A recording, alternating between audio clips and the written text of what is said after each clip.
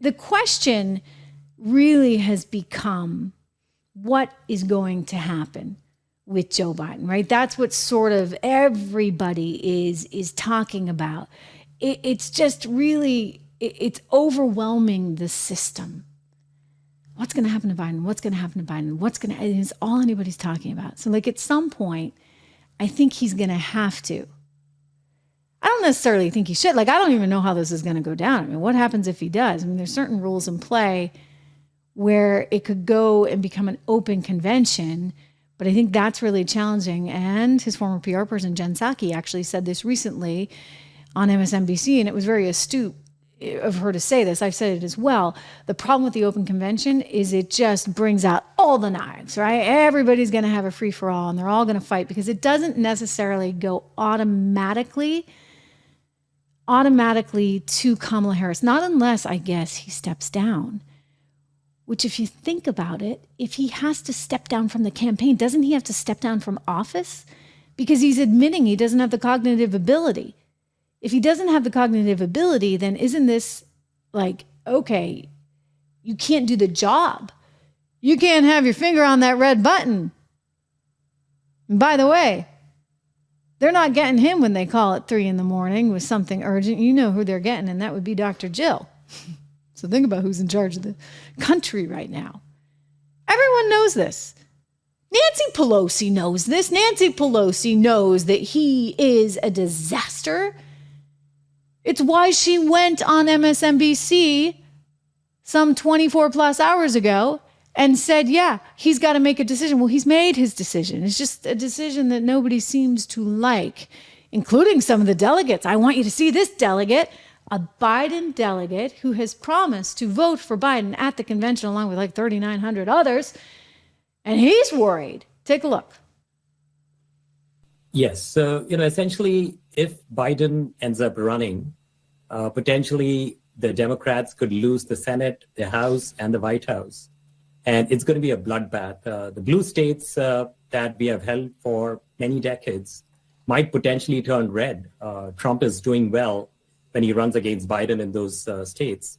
And then the swing states, the battleground states, they are looking terrible. So at this point, all the polling indicates that Trump is going to win. So we need to send the best and the brightest out there to run against Trump. He's beatable, but we need to send somebody who's got the energy of a commander-in-chief. Here in Silicon Valley, we have had great leaders, and companies thrive because of good leaders. At this point, it's debatable if Biden can lead our nation. Carrying the nuclear football is a huge deal, and we're not sure right now if Biden is going to be able to do his job. They're not sure if Biden's going to be able to do his job. So you see how that's going down, ladies and gentlemen?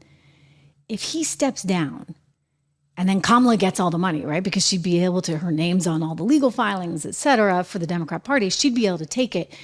He'd really have to step down. But are they going to do that? I mean, Nancy's encouraging him. Nancy's on MSNBC saying, I think he needs to make a decision. Even though he's made his decision, I think he needs to make a decision. And then she's being asked about it. I want to play this. Again. We've seen it before on the show, but this is just amazing because Nancy Pelosi completely snaps at this reporter. By the way, is a young black woman just doing her job. Listen to the condescending, just sort of despicable tone. And the thing that Nancy said to her. Do you believe that him waiting so long to make this decision? I'm not going to make any comments in the hallway about the fate of our nation. Okay? Are you concerned whether or not he can win in November? I think he can win. Do you believe he should run for re-election? I'm not speaking English to you. I'm not going to be making any statements about any of that right now in the hallway. You heard that? From a Democrat, nonetheless. Quote, am I speaking English to you? Whoa. Okay.